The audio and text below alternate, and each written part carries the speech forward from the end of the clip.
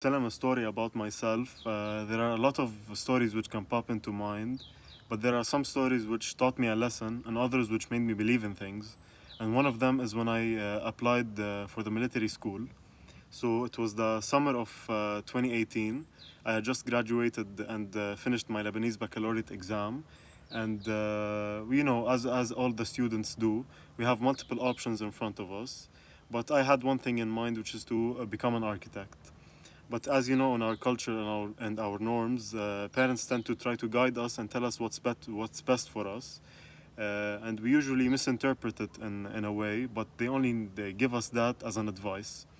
So, as a result, with that in mind, my dad wanted me to apply for the military school, and after multiple talks and negotiations, I agreed. So around 2 months of training, reading, studying, asking any lieutenant I see on the street, anything you can imagine, I did. And all I could hear was, you have to run 3.2 kilometers in less than 16 minutes. You have to study math, study physics, chemistry. You have to run, do push-ups, do pull-ups, all of those things. And which is what I did.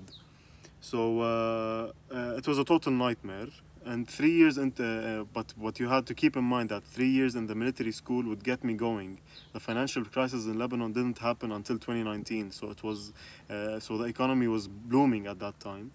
I had 3 years in military school would get me going, as I mentioned. While studying, I would be actually getting paid, and a lot, not a small amount. It would be $1,200 a month, which was great, and was an incentive for me to start. So here comes the day of applying, only applying, no exams. So I had to arrive to Hazmi in Beirut at around 7:30, but I live in Nabatiya, and to account the multiple risks that could happen with me on the road, to not waste the 2 months of training that I did, I had to wake up at around 4 or 4:30 to try to drive slowly and safely to arrive there on time.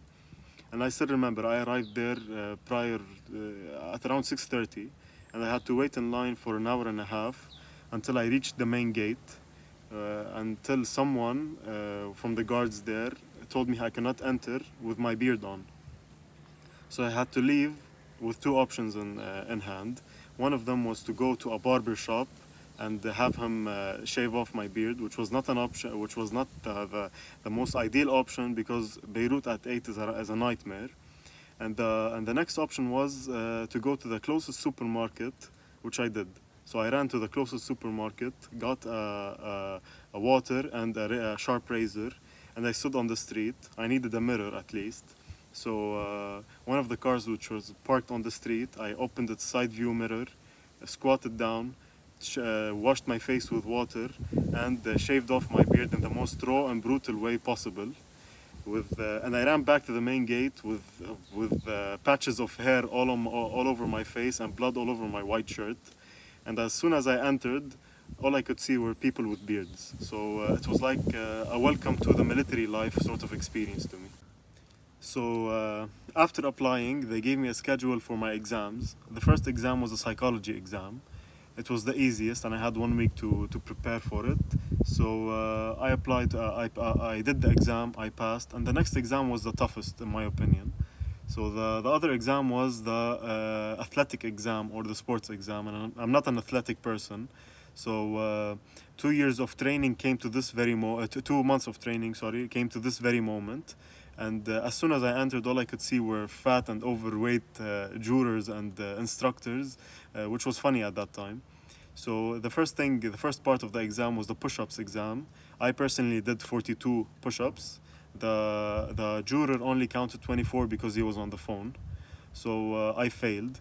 But one good thing was that I could pass if I compensate this difference in the pull-ups, which I did, and I passed, fortunately. And the final part of that exam was the running exam. So I had to run 12 laps, if I'm not mistaken, in less than 16 minutes. It was terrifying to see the people lying on the running court with a huge clock on the end of the court, telling the time and tracking the time of each participant. So I began running as I was trained to do. And as soon as I was getting close to the end of the ninth lap, I feel a pain in my hamstring. and one thing led to another, and I couldn't even stand on that leg. So I had to limp the rest, the 3 left laps, so I could actually finish the exam.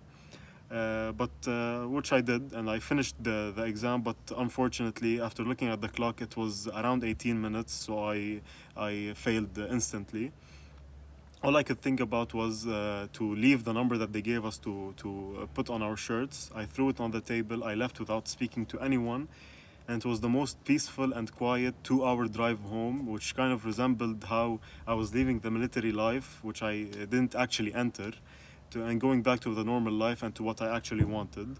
I went on after that to apply for PU School of Architecture, but I was late. I had to wait till the spring semester. But overall, and after all of that experience, I got accepted, and here I am, 1 year shy of becoming an architect.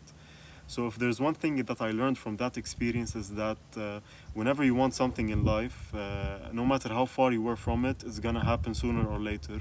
Once I was in Hazmi, I was the farthest person from architecture school, and here I am right now. So all you have to do is wait, and the opportunity will come.